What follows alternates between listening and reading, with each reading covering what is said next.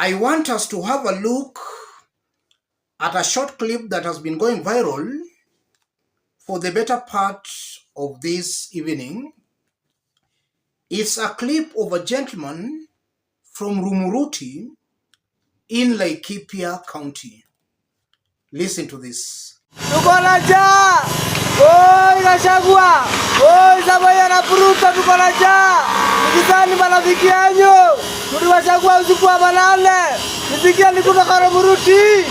Rumuruti kwa na njaa. Hakuna kitu iliyoko hapa Rumuruti. Gachagua. Ruto. Gachagua.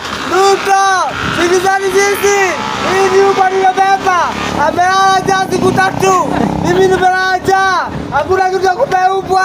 Hakuna kitu bila kura. Gachagua, nisikizani kwa huruma. Gachagua, Ruto yetu, sikizani huruma yetu. Gachagua, Ruto, Ruto, Ruto. Yes, that's a hustler crying out for help, but it seems nobody's extending a helping hand to him. And this is not the first time we are seeing a hustler or hustlers crying out for help. We've been getting and receiving such videos almost on a daily basis across the country. So it appears that nobody is listening to these hustlers, because if somebody was listening, then they couldn't be crying every day. Today, tomorrow, they couldn't be crying every day if they were being listened to.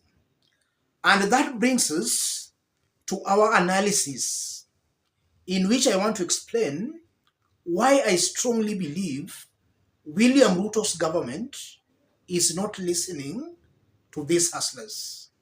The reasons why Ruto is not listening to these hustlers. If you are watching us, but you have not yet subscribed, subscribe, give this video a like. Let's proceed.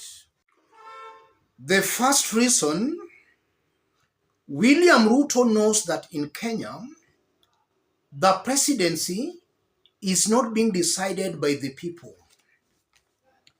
And I'm saying that because if he knew it's the people to decide, his government could have acted and addressed the needs of the people.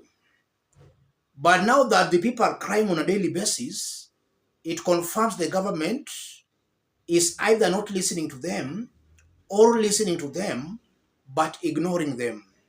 So Ruto is doing that deliberately because he knows that these people crying out for help are not the ones who decide who becomes the president. And that can lend some credence as to how William Ruto came to power. It might be possible, if that's the case, that William Ruto never won the popular vote. He used other means to become the president.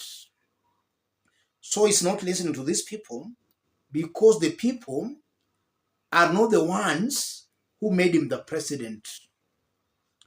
And then secondly, William Ruto knows that 2027 is still far away. And we can still remember when Kenya Kwanza elected leaders met William Ruto at State House, Nairobi, Ruto told them that it's not the right time for them to be popular. And from where I see it, I interpreted that to mean William Ruto knows that 2027 is still very far away. There is no need to be popular now. Be popular around 2026 or 2027 because it matters most to William Ruto at that time. So Ruto is deliberately not listening or ignoring these Kenyans because after all, there is no vote to be taken today or tomorrow. And then the third reason, William Ruto, from where he sits, he has studied the psychology of Kenyans very well. He knows that Kenyans are people who easily forget. They will cry out today, after 1 day or 2 days, they are forgotten. It's business as usual. And I'm saying that because when finance bill was being passed in parliament, a survey was conducted that showed 93% of Kenyans were against that bill. 93% of Kenyans. That means that across the country, Kenyans rejected that bill. Upon the bill being passed in parliament, I saw William Ruto going around the country with the so-called elected leaders who passed that bill, and Kenyans were cheering him and ululating for him. And that proved it to me that a section of Kenyans easily forget, if not maybe all Kenyans easily forget. And that's why William Ruto is not taking them seriously. He knows that after all, they will forget and he'll just go back to them with some other new issues.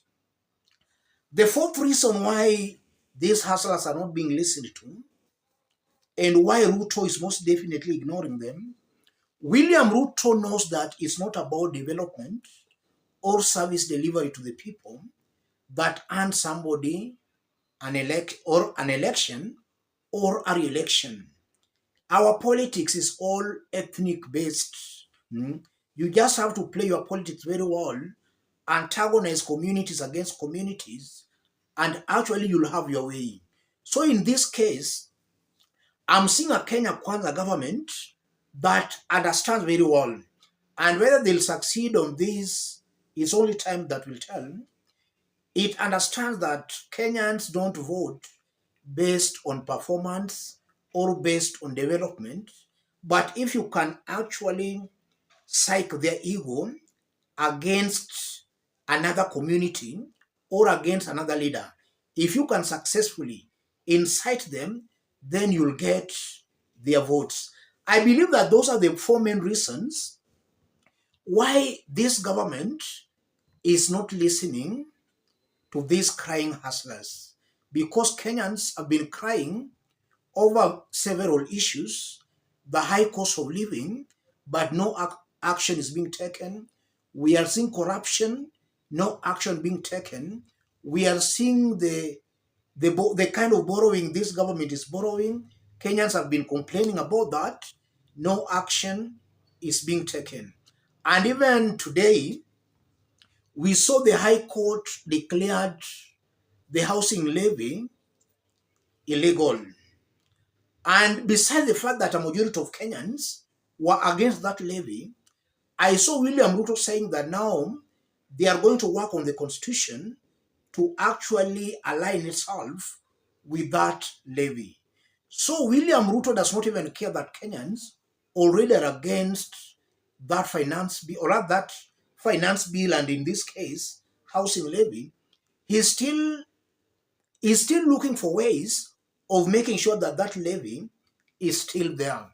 So in a nutshell, William Ruto is ignoring Kenyans because he's taking Kenyans as fools. And that's why every day Kenyans are crying out for help, but no help is forthcoming. It's high time Kenyans wake up to understand that unless you stand out to defend your rights, no politician will actually defend your rights for you. Politicians world over are greedy individuals. They are just interested in their own personal gains and interests. Let me stop it there, ladies and gentlemen. If you are watching us but you are not yet subscribed, subscribe, give this video a like.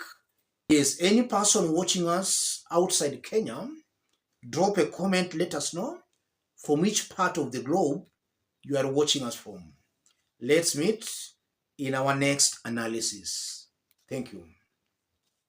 If we are serious and concerned about the lives of our people, lazima tufanye maisha ya watu wetu not to be very expensive. Kwa sababu tukipandisha mafuta kwa sababu ya kodi, in the process tutapoteza kodi mingi. kwa sababu biashara mingi itaanguka. It's very interesting. Ukitembea Uganda ama uende Tanzania, mafuta iko chini, na ile mafuta iko Uganda inapitia Kenya. We would have expected the opposite. Our president, our members of parliament, let us rescue our people. And that is a very clear message to us that we have a very insensitive government.